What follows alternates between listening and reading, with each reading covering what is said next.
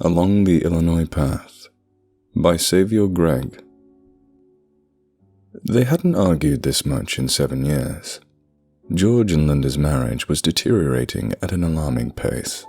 What had once been love and compassion was now replaced by sheer neglect and cold-hearted abuse hurled at small hours of the evening. About 8 years ago, George went to Naperville, Illinois on a business trip. Halfway to Naperville, however, George's car broke down. Rather stupidly, amongst other things, George had decided to take the off-road path heading in the direction of the small settlement of Clinton. About quarter way into his journey, his back tire burst. Cursing himself, he stopped his car to check the damage and see if any repairs could be made. Upon inspection, George found out that he'd ridden over a whiskey bottle, and it shredded his tire. George was, to say the least, angry with his blunder.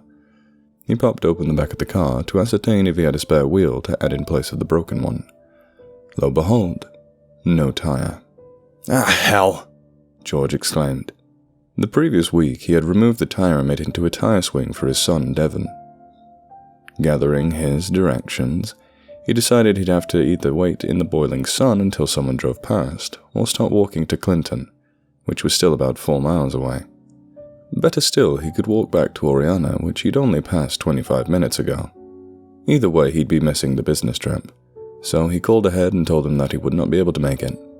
For a reason unexplained at the time, the meeting had been pushed back 4 hours, so someone agreed to drive down to the intersection to pick him up, only issue being that it had been a while before they got to him. No visible people or accommodation in sight, George sat at his Malibu and stared out of the window to the cornfield. George later figured that he must have fallen asleep, as he was then woken up by a gentle rapping on his window to coerce him out of his dream. "Your car's totaled, George," Leonard called through the glass to him. When he got out, he found that the front of his car had been scratched to paint. The indicators on the back of the car had been totally wrecked. "Surreal, I was only asleep for..." George checked the time to back up his story. He'd only been asleep for 30 minutes. Nowhere near enough time for someone to sneak up on his car, key the goddamn bonnet, and ruin his indicators. Besides, he'd been awake for 15 minutes and checked about the car before getting inside to wait. There'd been nothing in his eyesight for miles, no trees, any secret hide holes, and definitely no secret bunkers. Leonard let George into his car and they exchanged small chit-chat before driving off. Leonard had helped George the previous year by securing a deal with Casero Tagachi Ahama Industrial Corporation to build a few small factories in hometown Conway, Kansas, just opposite Laurel Park. Leonard only asked that George not get mugged or upset the locals of Naperville. The meeting took place and deals were struck. Feeling sporadically kind, Leonard offered to drive George back home to Conway. He agreed, and they set off. Leonard decided to be funny, in the moonlit night, to drive past George's wrecked car and show him the condition. As they passed, they had to stop.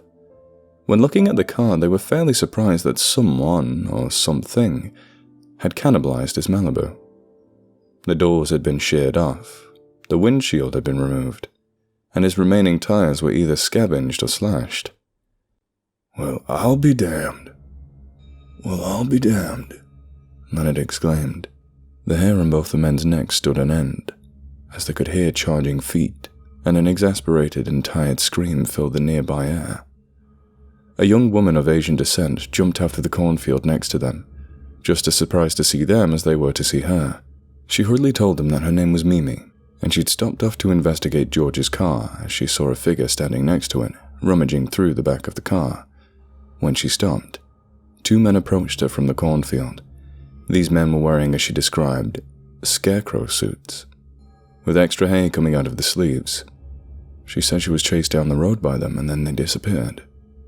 She then went on to explain she heard some crying from inside of the cornfield and went to see if she could help. Since the corn was only shoulder height for an average male, she couldn't personally see where she was. No sooner had she gotten into the field, she had fallen into a small hole. The hole was full of bones. A sharp bone had gashed her Achilles tendon and she cried out in pain for hours. She passed out, to awake to find the scarecrow visages standing over the hole and watching her. She then says she never took her eyes off them. She must have been there for 10 minutes, just staring at each other. She then saw them reside into the grass. My God, you think they're still there? Leonard told Mimi. Mimi nodded her head frantically. Meanwhile, George was looking a little puzzled. Mimi? Yeah, what is it? Mimi spoke. You said you parked close to my wrecked car. I'm standing here and I can't see your car, he counter-argued. Mimi stuttered for words. She was at a loss. You think I'm a liar? She gasped. She began to weep silently. Leonard hugged her and consoled her about her ordeal. That it was over now, and the Scarecrow men wouldn't harm her again. The group bundled into Leonard's car and drove off. Mimi pointed to a place on the map where she lived. It wasn't a far drive at all. Maybe 8 minutes tops. When they pulled up to her house on the side of the intersection, both George and Leonard both noticed the disarray of the house in front of them. It was a farmhouse, minus the actual farm. The shutters and windows had been boarded shut. The top floor lacked any windows at all, and the door had 3 heavy bolts attached to it. I cannot thank you guys enough, Mimi chirped happily. She hugged Leonard and George tightly and then whispered in their ears. Would you like to come in for some beer? Leonard didn't really mind, and neither did George. They both got into the house and were sat in the guest room. There wasn't much to look at or note. Old wallpaper, old TV, old everything. The seats were covered in a film of plastic. Leonard theorized that it was due to the settees being old and her not wanting them to get wet or dirty. Mimi declared that she was going upstairs to get changed into something practical, and that Leonard and George could use the kitchen and make themselves a sandwich and eat some chips if they felt like it. As she trundled up her decrepit stairs, George wandered into the kitchen. Leonard soon followed and stared at a selection of what looked like family photos. Hey George, look at these photos, Leonard whispered to George. He pointed out that as time went on, year by year, one person had been removed from the photos. In the first year, it was an old man who was missing, and in the second, a small dog and child. George simply put it down to illness. As Leonard opened the ladder to gather a selection of foods, he jumped back in total horror. On the shelves were stacks of meat. On one of the slices of meat lay a single garnet earring. "Well, how's this for practical, boys?" Mimi cheeped from top of the stairs. There she stood, holding a hatchet, which looked messily congealed in the blood of family and strangers. Mimi giggled cutely and advanced on them from the top of the stairs, in the guise of a scarecrow. George and Leonard bolted for the door but found it locked. With no time to unlock, Leonard hurled a small lamp through the porch window into the cold Illinois night. George had jumped through as Leonard was halfway out. Before he could get out, Leonard snagged his trouser on the broken window shard. George went back to grab him, but it was too late. Mimi had pulled him back inside of the house and was already dismembering him. On the porch, George could see Leonard's car keys. He picked them up and ran to the car. He looked back as he started up the engine to see Mimi startlingly close to his car door. He sped off into the night and straight back home, leaving Mimi stranded in the night, screaming like a possessed child. Like a demon being purged from an infant. George arrived home in Conway, Arkansas to a dismayed wife.